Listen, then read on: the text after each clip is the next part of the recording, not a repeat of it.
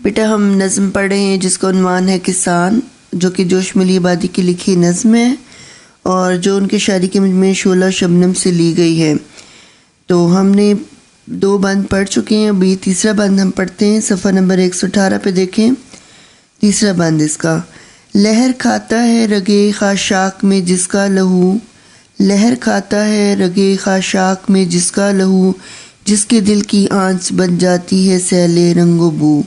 وہ دوڑتی ہے رات کو جس کی نظر افلاک پر، دوڑتی ہے رات کو جس کی نظر افلاک پر، دن کو جس کی انگلیاں رہتی ہیں نبض خاک پر۔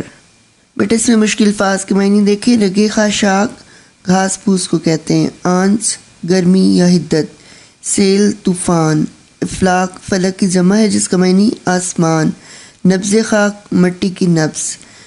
شاعر کہتے ہیں کہ جس کی محنت اور خون پسینے سے سبزہ لہراتا ہے اور جس کے دل کی حدت اور گرمی رنگ اور خوشبو کا طوفان بن جاتی ہے، جس کی نظر رات کے وقت آسمان پر لگی رہتی ہے اور دن کے وقت جس کی انگلیاں مٹی کی نبض پر رہتی ہیں۔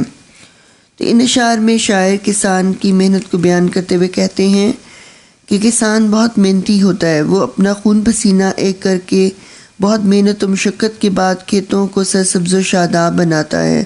کھیتوں اور کھلیانوں کا یہ رنگ و روپ اور سرسبز فصلوں کا یہ حسن یوں ہی نہیں آتا، بلکہ اس کے پس منظر میں کسان کی بے پناہ محنت و مشقت ہے۔ اس کی محنت نے ہی انہیں حسن و رعنائی عطا کی ہے۔ خون صد انجم سے یہ سحر پیدا ہوئی ہے۔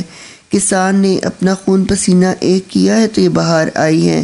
سرسبز و شاداب درختوں کی شاخوں کا یہ پیچ و خم، لہلہاتے ہوئے کھیت، فطرت کی نعمتیں تبھی حاصل ہوئی ہیں۔ بقول شاعر، ہم نے سوکھی ہوئی شاخوں پہ لہو چھڑکا تھا، ہم نے سوکھی ہوئی شاخوں پہ لہو چھڑکا تھا، گل اب بھی نہ کھلتے تو قیامت کرتے۔ کسان کے دل کی حدت اور گرمی رنگ اور خوشبو کا طوفان بن جاتی ہیں۔ وہ دنیا کی رنگینیوں اور رعنائیوں میں اضافہ کرتا ہے، زندگی کی آلائشوں کو اپنے خون سے راحتوں میں تبدیل کرتا ہے، دوسرے انسانوں کے لیے راحت، سکون اور اطمینان کا باعث بنتا ہے۔ کھیتوں کی سرسبزی و شادابی، پھولوں کی دلکشی اور رنگینی، بہاروں کا حسن، باغوں اور کھیتوں میں پیدا ہونے والے پھل پھول اور جانوروں اور انسانوں کو ملنے والا رزق، سب کچھ ان کسانوں کی انتھک محنت کا نتیجہ ہے۔ لوگوں کی خوشحالی، ان کے چہروں پہ پھیلا ہوا اطمینان، اسی کی محنت شاقہ کا ثمر ہے۔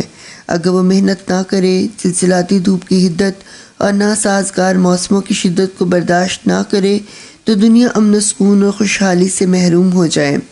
بقول شاعر، ہم نے خیرات میں نہیں پائے یہ پھول، ہم نے خیرات میں نہیں پائے یہ پھول، خون دل صرف کیا ہے تو بہار آئی ہے۔ تو کسان اپنی محنت سے دوسروں کی زندگیوں میں خوبصورت رنگ بھرتا ہے۔ دوسروں کی خوشحالی، خوشیاں اور رونقیں اسی کی محنت کا ثمر ہے۔ عمل پیہم اور مسلسل محنت و مشقت اس کی زندگی کا لازمی جزو ہے۔ مسلسل محنت و مشقت کا علمبردار کسان سارا دن کھیتوں میں مصروف عمل رہتا ہے۔ رات کو اس کی نگاہیں آسمان کی رفتوں میں کھو جاتی ہیں۔ رات کو وہ آنے والے موسم کا اندازہ لگاتا ہے کہ اگلے دن موسم کیسا رہے گا۔ وہ دیکھنا چاہتا ہے کہ مطلع صاف ہے یا ابر آلود ہے، بارش ہوگی یا نہیں ہوگی، ہوائیں کیسی چلیں گی، کیونکہ موسموں کا تغیر و تبدل اس کی فصلوں میں بہت اثر انداز ہوتا ہے۔ بارشوں کا وقت پر ہونا، ہواؤں کا رخ اس کی فصلوں کے لیے بہت مفید ہوتا ہے۔ اس لیے جب فصلیں پک کر تیار ہو جاتی ہیں اس وقت بارشیں اسے نقصان دے سکتی ہیں۔ وہ مٹی کا نبض شناس ہوتا ہے، دن کے وقت اس کی انگلیاں خاک کی نبض پر رہتی ہیں۔ وہ مٹی کے مزاج سے واقف ہوتا ہے، اسے معلوم ہوتا ہے کہ مٹی کو زرخیز کیسے بنایا جاتا ہے، اسے کس طرح نرم کیا جاتا ہے، اسے قابل کاشت کس طرح بنایا جائے، اسے کتنے پانی کی ضرورت ہے اور کب اور کتنا دینا ہے، کھاد کتنی استعمال کر کے اسے زرخیز بنایا جا سکتا ہے۔